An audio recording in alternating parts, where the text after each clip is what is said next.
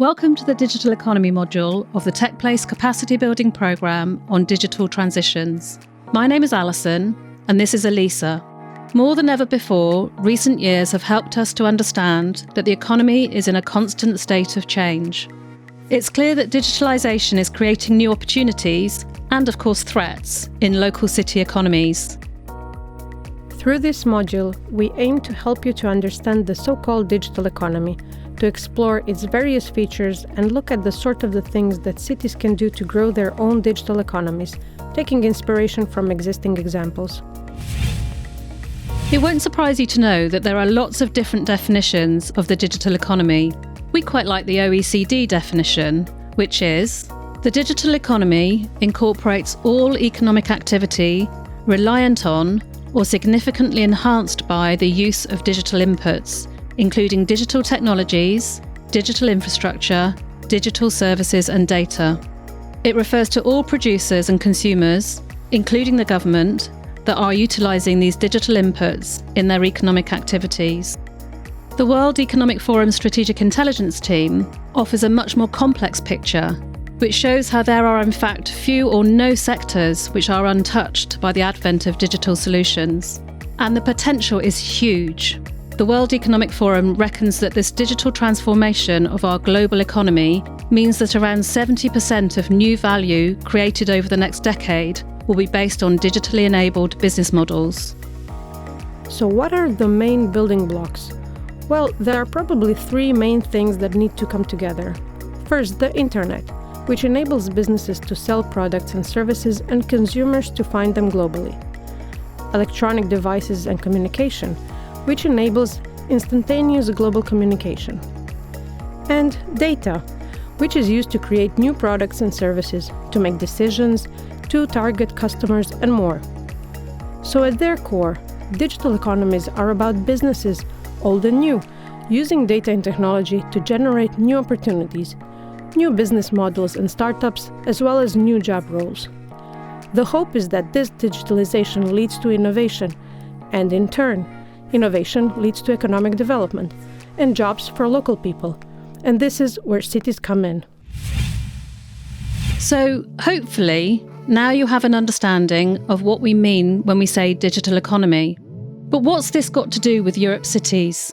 Now we're going to think about what cities might do to contribute to digital economies.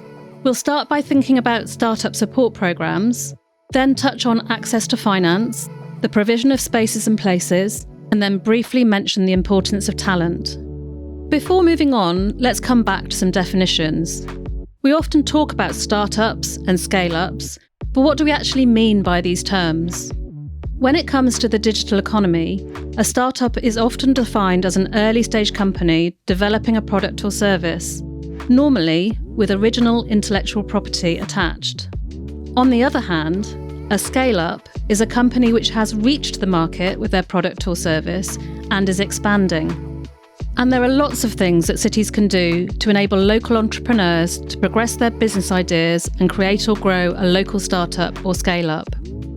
These range from simple one-off events like meetups and startup weekends to pre-acceleration, acceleration and investment readiness programs which provide intensive support and sometimes equity funding to enable rapid growth.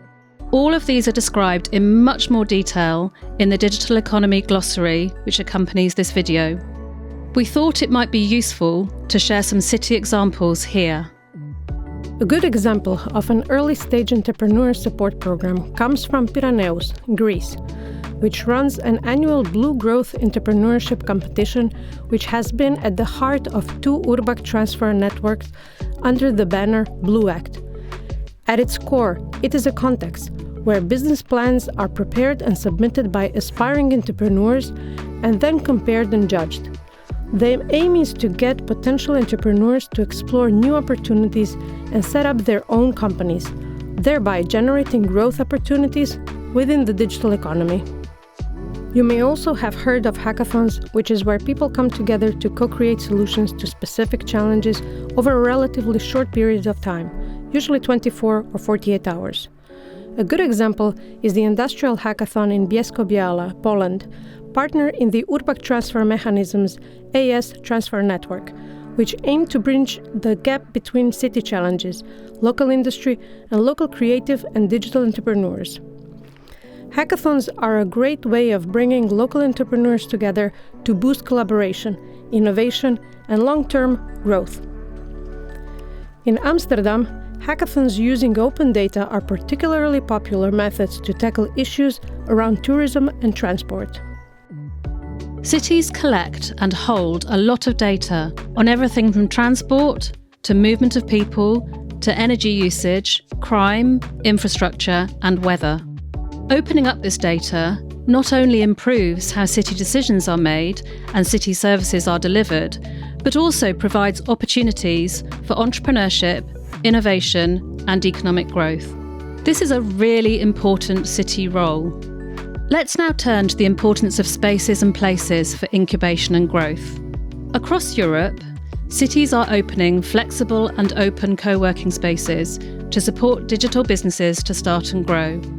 Incubators, co-working spaces, open workspaces, maker spaces, and prototyping labs all play an important part in digital economies. And the communities that are created within them and around them are as important as, if not more important than, the buildings themselves. Again, there's lots more detail in the accompanying learning material. Here we wanted to shine the light on a couple of examples.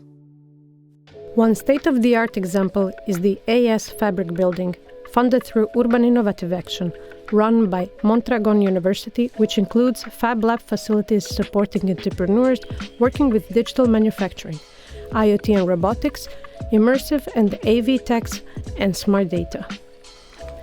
And in Portugal, a food Fab Lab in Abrantes offers specialist facilities for companies or individuals to test or manufacture food products. A key blocker to business growth is access to funding. Let's think about what cities can do to help. The funding landscape for digital and technology startups and businesses is complex, as founders may explore debt, equity, and grant-based options. From friends, families and fools to the bank of mum and dad, from angel investors to venture capitalists, from innovation grants to bank loans. This is a really hard place to find your way around. City enterprise and entrepreneurship teams can help founders to better understand their options and broker relationships with the various players. In Barnsley, UK, this is a core function of the Urbac validated good practice, Enterprising Barnsley.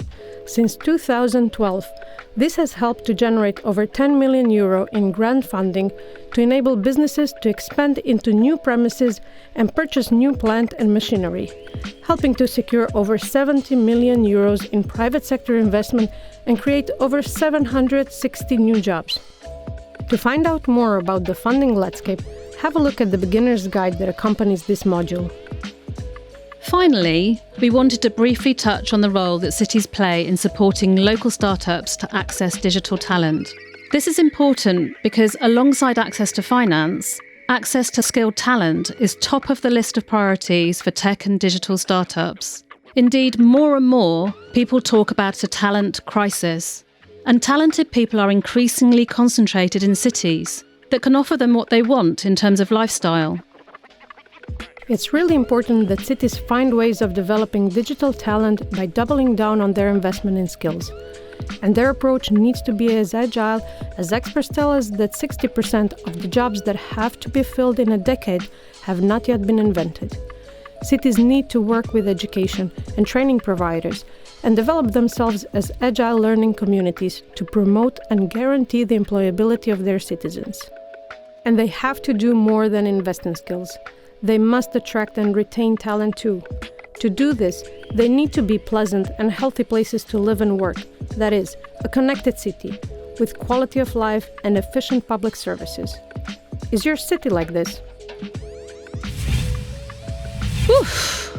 That was a lot of information, and a lot of things that cities can do to support digital economies. Of course, not all cities will do all of these things. But hopefully we have illustrated that the digital economy has potential to be truly transformational. To find out more, have a look at the learning pack that accompanies this training module, which includes city use cases, case studies, and much more detailed information on startup support programs and the funding landscape. We would also urge you to consider reviewing your own city's approach to the next economy, maybe drawing on some of the information in this module. And don't forget to watch the other 5 modules in this series about digital transitions. But that's it for today. Thanks for watching.